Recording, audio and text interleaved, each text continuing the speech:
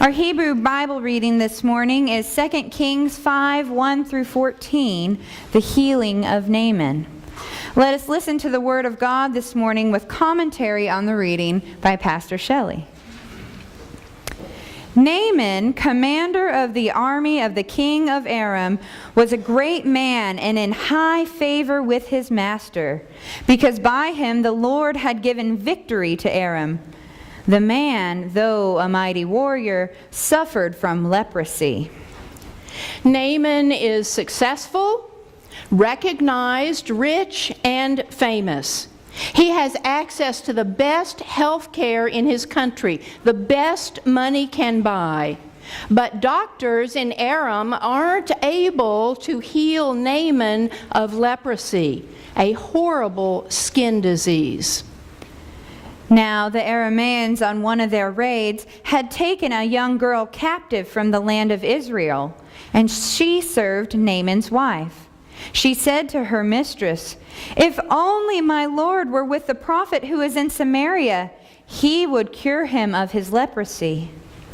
God's providence, God's care comes by a suggestion from a young slave girl captured in battle, servant to Naaman's wife, the bottom of the food chain in the hierarchy of the times.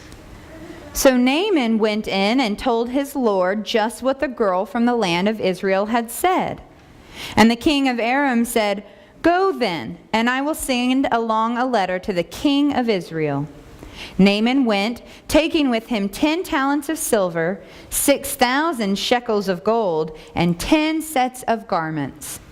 Because Naaman is a great man and a mighty warrior, he's in high favor with his king. Naaman's ready to try anything at this point. His king wants him to be healed. So he's happy to send along a letter of introduction and an impressive array of silver, gold, and clothing. A common practice when requesting a service or favor by letter. Naaman brought the letter to the king of Israel, which read, "When this letter reaches you, know that I have sent to you my servant Naaman, that you may cure him of his leprosy." When the king of Israel read the letter, he tore his clothes and said, "Am I God to give death or life that this man sends words to me to cure a man of his leprosy?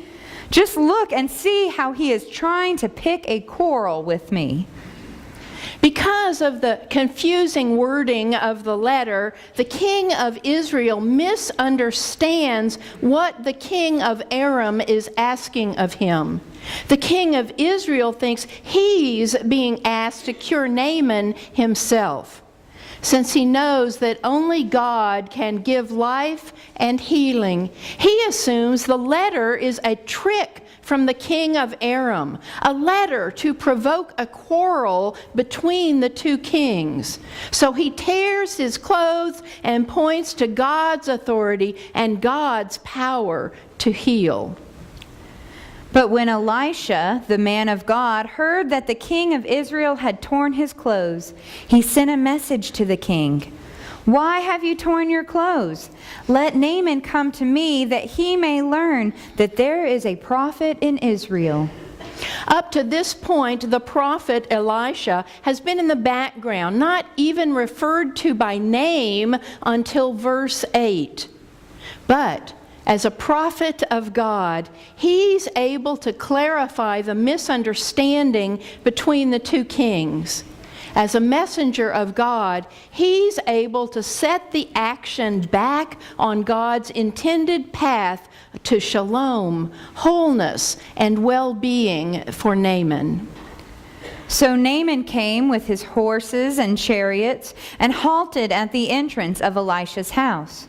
Elisha sent a messenger to him saying, "Go wash in the Jordan 7 times, and your flesh shall be restored, and you shall be clean."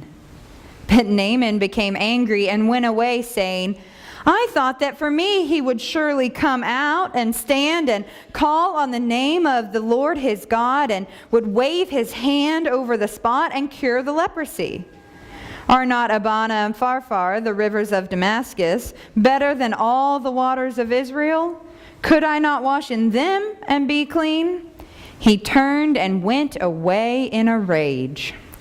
This is another near miss to Naaman's opportunity to be healed.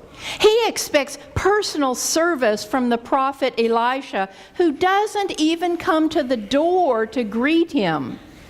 Naaman expects magical incantations, mysterious ritualistic words and motions waved over his diseased skin.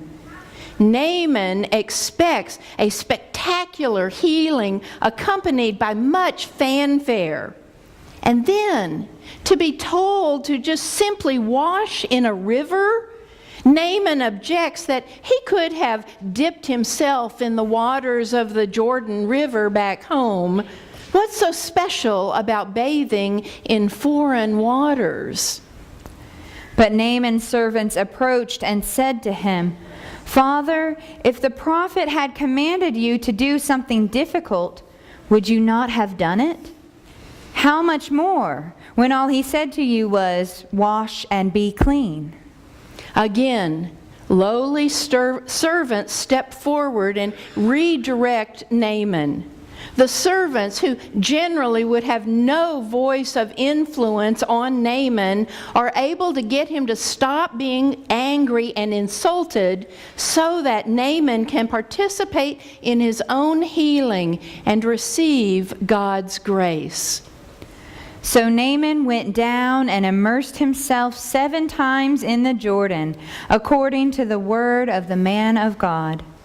Naaman's flesh was restored like the flesh of a young boy, and he was clean. This is the word of the Lord. Thanks be to God. Reading from the gospel this morning comes from Mark chapter 1, verses 40 through 45.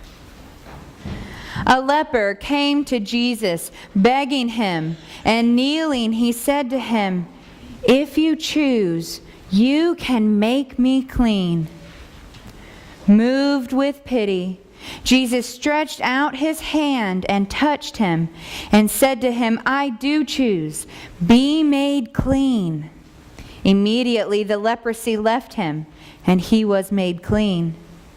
After sternly warning him, Jesus sent him away at once, saying to him, "See that you say nothing to anyone, but go, show yourself to the priest, and offer for your cleansing what Moses commanded as a testimony to them." But he went out and began to proclaim it freely and to spread the word, so that Jesus could no longer go into a town openly, but stayed out in the country, and people came to him from every quarter. This is the word of the Lord. Thanks be to God.